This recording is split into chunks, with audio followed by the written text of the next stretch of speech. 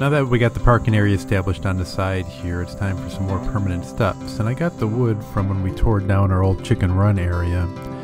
I was able to save that for a little while and put it off to the side, and this seemed like the perfect use for it. I made two platforms, a larger one and a smaller one, and then a little pressure washing, and it looks pretty good if you ask me.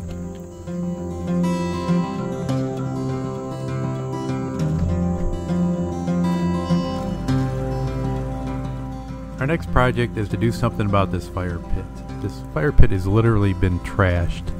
We tore down the old cabin about 5-6 months ago. Hard to believe it was that long ago. But if you watch our channel regularly, you know that we tore down the old cabin and a lot of it got burnt in this fire pit.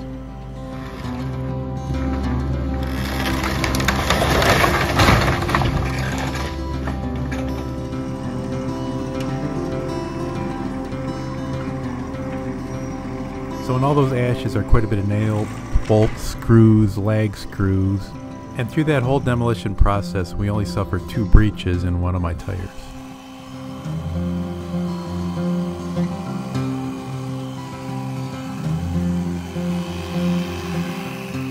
So I've come to the point of what to do with this. At first I thought about sifting everything out and getting all the metal out of it, but then it was going to be just too laborious. We're a little out of order here because in that back area where I'm dumping this is where our new parking area is, and I'm putting this on the edge of the parking area, and then I'm going to throw some dirt on top of that, and then stone will go on top of that. And if you watched last episode, you know how our parking area turned out.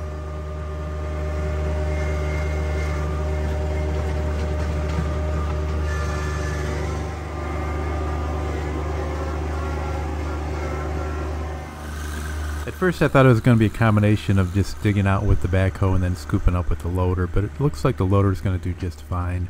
I also thought about if I used the backhoe that maybe I could take the scoops from the backhoe and put that on my UTV in the bed area and then just dump the bed over by that area, but this is going to work out much better.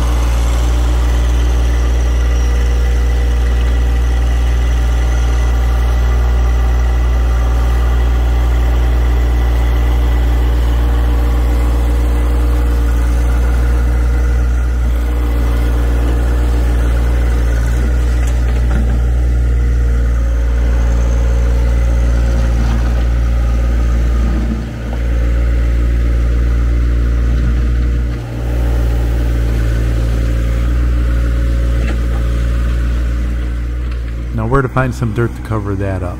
Originally this is our parking area, and from all the fresh construction, the dirt being moved around, the terrain changing, every time it rains we get a little bit of wash off from the fresh silt. So this has been infiltrating into our driveway for a while now, and I thought I could try to scoop some of this out of here. We're still going to have to do something about it by planting some grass or some other method to stop the erosion.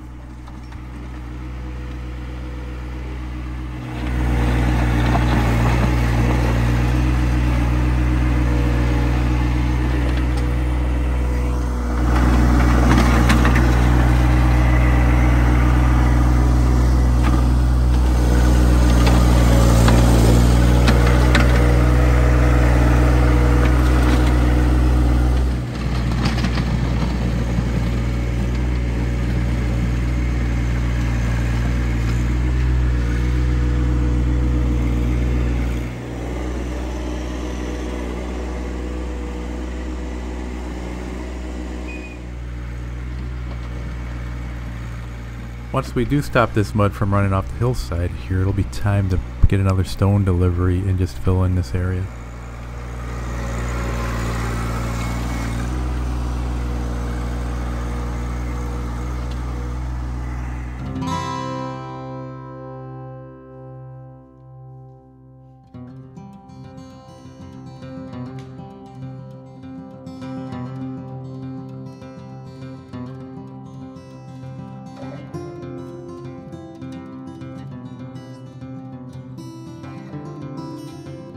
That's going to do it for the fire pit for now. When I bring my brush crusher down, I'll be able to gather a bunch of larger stones and we'll use that to line the fire pit area.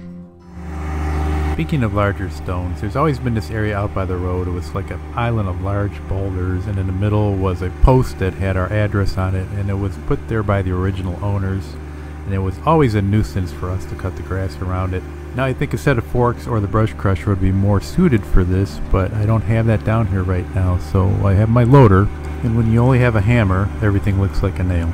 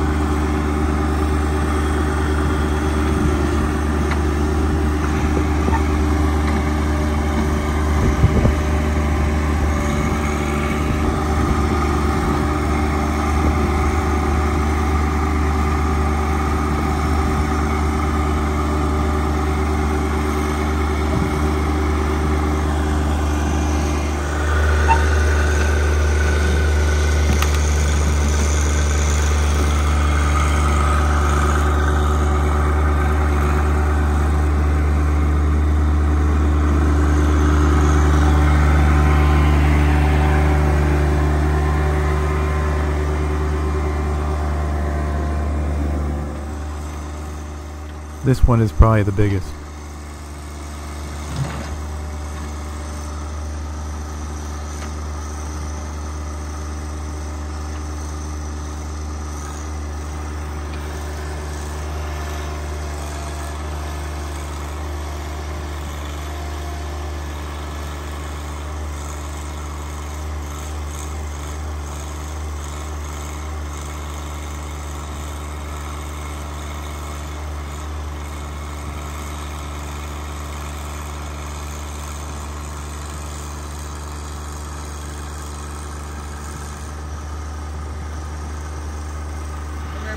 And just push it.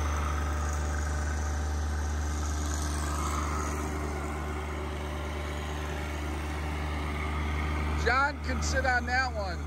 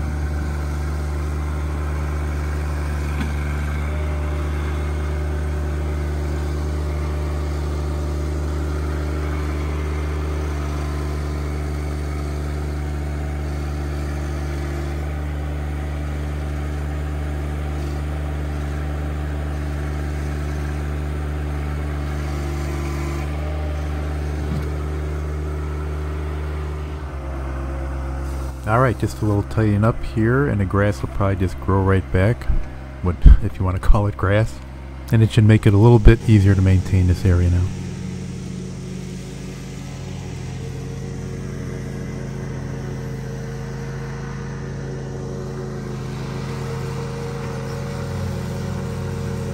I've taken off the backhoe and put the brush hog on, and now it's time to tame this area a little bit more.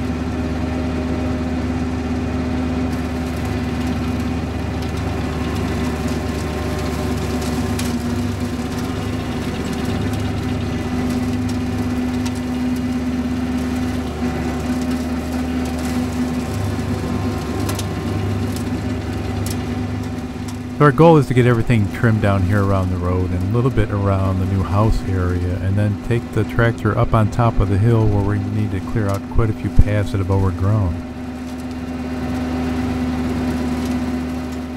But if you watched this channel before, you know that all plans don't always work out the way you want them to.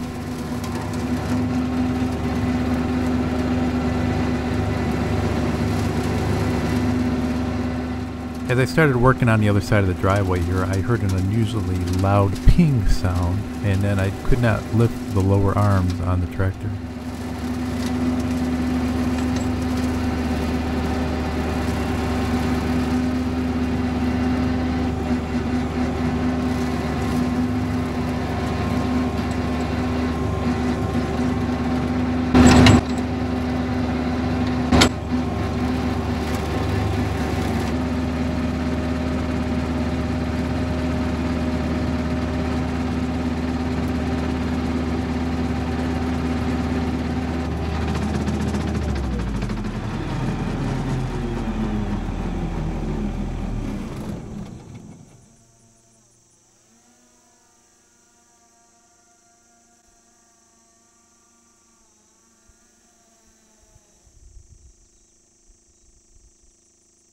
So I started up the brush hog and I heard like a ping sound, and then I could not raise it up, and it looks like, I see there's a bolt here that's sheared off.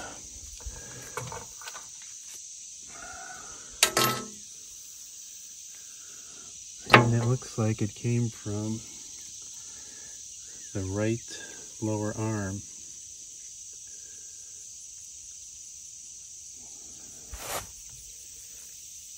I don't know.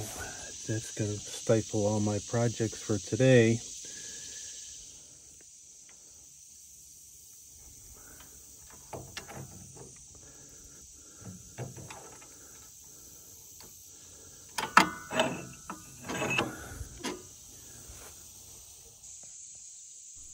I went inside, looked on the schematic for it, and found the part number. The big question, will anybody have it in stock that is not too far away?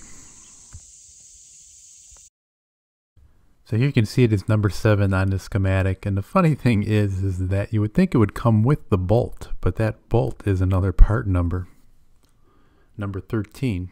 I went on Green Farm Parts and they had it listed as just link, and then on John Deere's site they have it listed as link/sway. So that's going to do it for today until I get this repaired. I appreciate everybody watching, hope you enjoyed. Subscribe to these videos, click on that little bell when you want to know when a new one's coming out, and keep an eye on us. So I have been to this Bridgeport store before, and it is pretty cool. I bought my riding lawnmower there with the old riding lawnmower.